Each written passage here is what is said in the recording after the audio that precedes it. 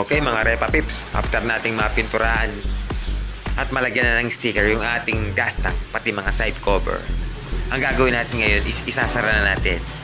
Ibig sabihin, ita-top coat clear na natin. Bali dito is magtitimpla tayo ng top coat clear at gagamit tayo ng K92 na brand ng top coat. So ganito yun. Bali, ito yung gagamitin nating pangsara o pang top coat clear mga Repa Pips. Bali ang ratio nito is naglalaro sa 3:1 mga Repaps. Bali pwede natin itong i-spray ng 2 to 3 full coats mga Repaps. At meron itong 40 minutes drying time at 20 hours na curing time. Bali umpisa na natin magtimpla mga Repa Pips. Sundan nyo na lang kung paano ko gawin yung 3:1. Ibig sabihin ng 3:1 is 3 parts ng base clear coat, pagkatapos 1 part ng catalyst o yung tinatawag na hardener.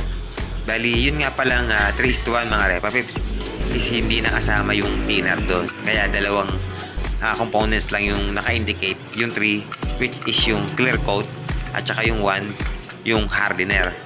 So dalawa lang sila, kaya hindi na natin to kailangan lagyan pa ng thinner mga Repaps.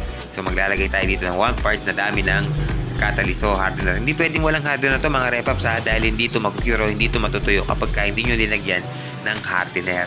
So urethane paint to mga Repaps, kaya need natin to lagyan ng hardener para meron siyang pang-cure o para siya matuyo. Kasi kung wala nito is hindi matutuyo yung ating top coat clear. Yung mga ibang kasama ko na gumagamit ito is nilalagyan nila ng thinner, pero konti is pwede pa. Pero ako hindi ko nalalagyan ng thinner dahil mas matagal yung curing time niya kapag nalagyan siya ng thinner. At maaari din siyang manulo kapag naparami ng thinner o hindi na siya ma-cure ng maayos pag napasobra naman sa thinner. So mas maganda na sundan na lang yung tamang ratio para mas maganda at mas mabilis siyang matuyo mga Repaps.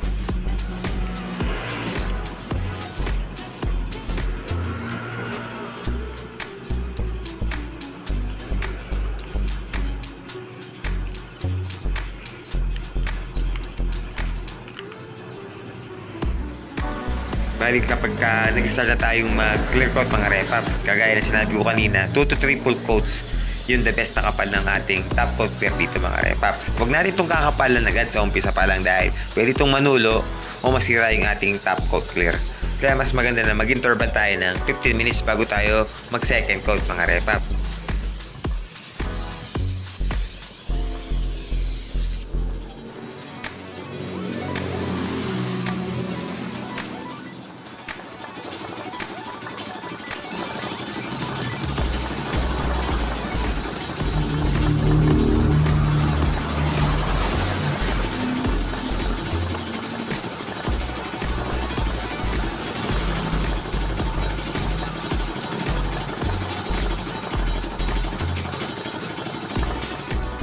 Bali after ng triple coats ng ating top coat clear mga Repa Pips, ito natapos na natin yung ating project at ganyan lang kadali yan mga Repa at kayang-kaya yung gawin yan.